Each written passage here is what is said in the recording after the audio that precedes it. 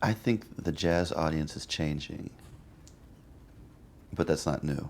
The jazz audience has always been changing. And what I think is important as a jazz artist is that we are always honest about the music. And I can't pretend to be Bud Powell. I didn't grow up when Bud Powell was alive. I love Bud Powell, and his music is very much a part of what I do, and most jazz pianists who are alive today, and other instruments as well. But everything that Bud Powell did is not relevant today. Just like everything that Bud Powell did when he was playing wouldn't have been relevant when Jelly Roll Morton was making music. It would have just been like, why? So I think it's really important that we remain relevant by being honest and true to the music. I think that the audience isn't necessarily dying. They often feel kind of rejected from the music. It's like we don't let them in on the secret, the story. It's like jazz is, we've made jazz kind of an elitist music sometimes, and it's less a music of the people. And so we have to remember, this is for the people. This came out of the community. It has to stay in the community.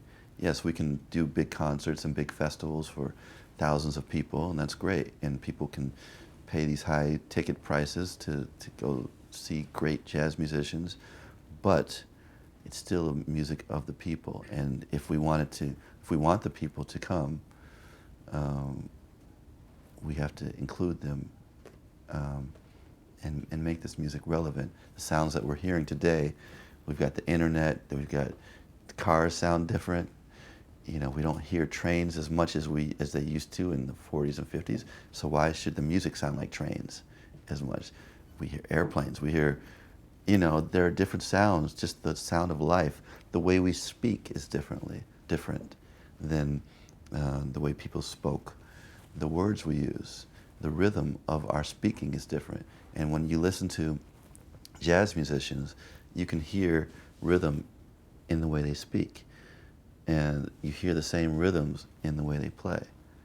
So why would we change the way we speak but not change our music to include those things, respecting where the music has come from still, but knowing that it has a relevance today?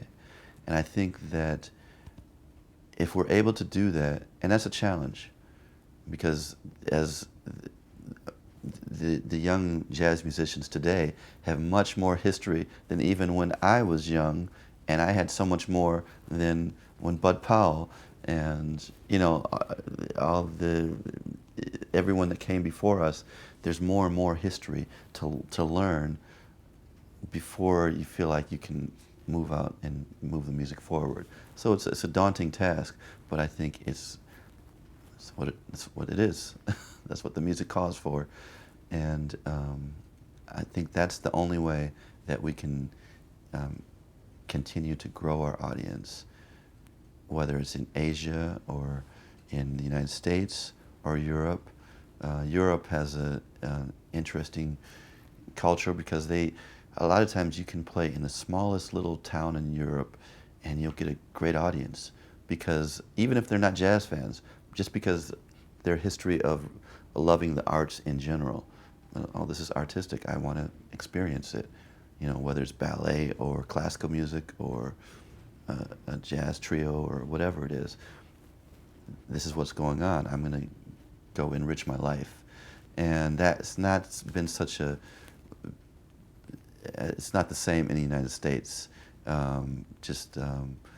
So that's a challenge the music is from the United States, but it's often a challenge to get people here to really respect that and see the beauty in it. In Japan, there's a different, they love a lot of standards and piano trio, and so every place has its own kind of way into the music, and I think we have to respect that and not dumb it down, but we also have to include the audience.